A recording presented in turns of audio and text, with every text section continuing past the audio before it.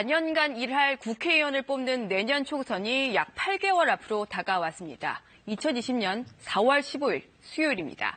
당장 올해 12월 17일에 예비 후보자 등록 신청이 이루어지니까 지금부터 각 당은 누구를 후보자로 할 건지 결정해야 하는 시점이 다가오고 있습니다. 총선이 당의 운명을 가르는 만큼 각 당은 총력을 기울일 수밖에 없습니다. 특히 내년 총선은 현 정권에 대한 중간 평가 성격이 강하다는 점에서 더불어민주당은 총선을 발판으로 재집권을 위해, 야당은 정권을 견제하기 위해 모든 힘을 쏟아 부을 것으로 보입니다.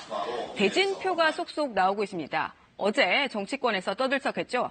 민주당이 나경원 자유한국당 원내대표의 대항마로 양향자 전 국가공무원 인재개발원장을 검토하고 있다는 소식이 전해지면서 과연 이 대결이 실제로 이루어질 것인지, 이루어진다면 어떤 결과가 나올 것인지 국회 안팎에서 이런저런 이야기가 나왔습니다. 예상되는 여성 대결 또 있습니다. 사실 일찌감치 예상이 됐었는데 김현미 국토부 장관과 김연아 한국당 의원입니다.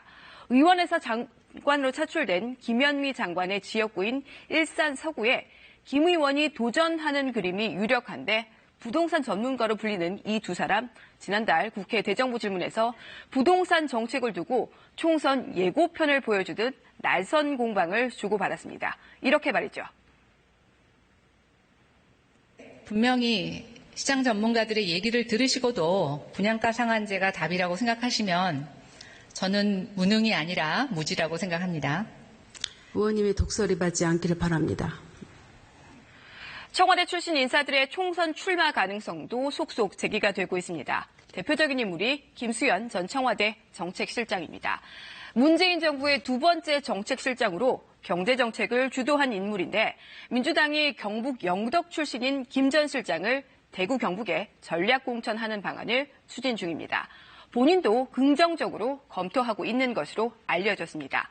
또 있는데 곧 있을 것으로 보이는 청와대 참모인사에서 조한기 제1부속실장 등 여기 보시는 모두 5명이 내년 총선 출마를 위해서 청와대를 떠날 것으로 보입니다. 이 외에도 최근 사의를 표한 최종구 금융위원장의 총선 출마 가능성이 제기가 됐지만 최 위원장은 불출마 의사를 밝혔죠. 그럼에도 불구하고 정가에선 여전히 최 위원장의 출마 가능성을 제기하는 분위기입니다. 정당 간 세판짜기도 본격화되고 있습니다. 우선 한국당과 바른미래당입니다. 나경원 한국당 원내대표가 우파 통합 이야기를 이렇게 꺼내면서 불을 지폈습니다. 우파의 가치를 같이 할 수 있는 모든 분들이 함께하는 것이 대한민국을 위한 길이라고 생각하기 때문에 저는 그런 의미에서 유승민 의원과의 통합은 매우 중요하다라는. 안철수 전 대표까지 통합 대상으로 꼽았는데 두 당이 들썩였습니다. 손학규 바른미래당 대표가 나 원내대표와 유승민 의원 사이에 많은 이야기가 오간 걸로 보인다고 하는 등 정가에선 시기의 문제일 뿐 통합은 피할 수 없는 수순이라는 이야기가 나돌았습니다.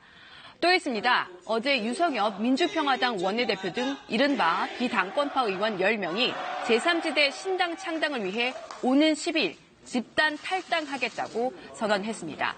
이들은 바른미래당 소속 호남 의원들과 통합한다는 이야기가 끊임없이 나왔죠. 일부 바른미래당 의원들과 많은 이야기가 진전이 됐고 일부는 신당 합류까지 결정된 것으로 전해지고 있습니다. 네, 정치는 생물이라고 합니다. 앞으로 남은 8개월 동안 어떤 일이 벌어질지 수많은 일이 생길 것으로 보이는데 과연 누가 살아남을지 지켜볼 일입니다. 친절한 뉴스였습니다.